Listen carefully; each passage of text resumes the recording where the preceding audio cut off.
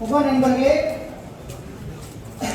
பல சாதனைகளை குறித்த இந்த கோவை கோட்டம், இந்த கோவை கோட்டமுடைய அனுபவமானது மிக அழகாக நம்ம ஜோனல் இன்ஜினியரிங் டிபார்ட்மெண்ட் மூலியமாக சென்ட்ரல் ஆஃபீஸில் சாங்ஷன் செய்யப்பட்டு ஒரு அற்புதமான ஒரு முன்னுதாரணமான ஒரு கட்டிடமாக புனரமைக்கப்பட்டுள்ளது.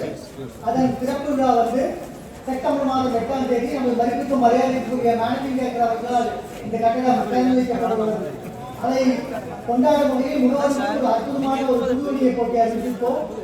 அதாவது 16ஆம் தேதியிலிருந்து 31 ஆகஸ்ட் மட்டும், அடுத்த போர்ட்நைட் நாளையிலிருந்து 31 ஆகஸ்ட் மட்டும் மூன்று பாலிசிகள் கொடுக்கும் முகவர்களுக்கு அந்த ஒரு பெரிய ஒரு முகவர் கூட்டத்தில் பங்கேற்பதற்கான வாய்ப்பு.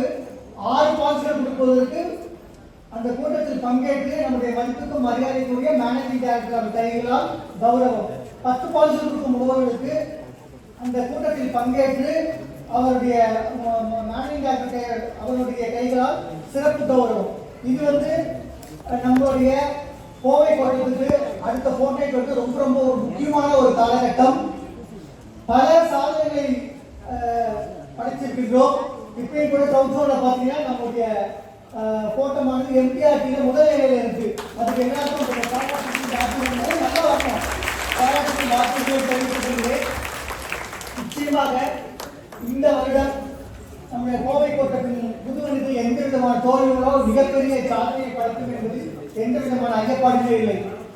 இதற்கு முத்தாய்ப்பாக நமது மண்டல அலுவலகமும் ஒரு அற்புதமான ஒரு புதுவெளியை போட்டியை அறிவிச்சிருக்காங்க. இதே 16ஆம் தேதியிலிருந்து 22ஆம் தேதி மட்டும் 3 பால்கள் கொடுக்குற முகவர்களுக்கு ஒரு அற்புதமான ட்ராலி பேக். இந்த ட்ராலி பேக்கே 6000 ரூபாய் பொறுமான ஒரு ட்ராலி பேக். 5 பால்கள் கொடுக்கின்ற முகவர்களுக்கு 2 ட்ராலி பேக். இது 16ஆம் தேதி 22. ஸோ அடுத்த வாரம் திங்கட்கிழமையிலிருந்து வெள்ளிக்கிழமை முறை அனைத்து முகவர்களுமே இது வந்திருக்கின்ற வராத அனைத்து முகவர்களுமே குறைந்தபட்சம் அந்த 5 பால்களை பெற்று நம்ம அந்த 2 ட்ராலி பேக்கையும் பெற்று அதோட ஒரு பால்சி கூட பார்த்தீங்கன்னா நம்ம எம்பி கையால் அந்த பேரண்ட்ஸ் மீட்டிங் நடக்கிற 8ஆம் தேதி செப்டம்பர் 8ஆம் தேதி நடைபெறுகின்ற முகவர் கூட்டத்தில் மேனேஜிங் டைரக்டர் கையால் ஒரு அற்புதமான கௌரவம்.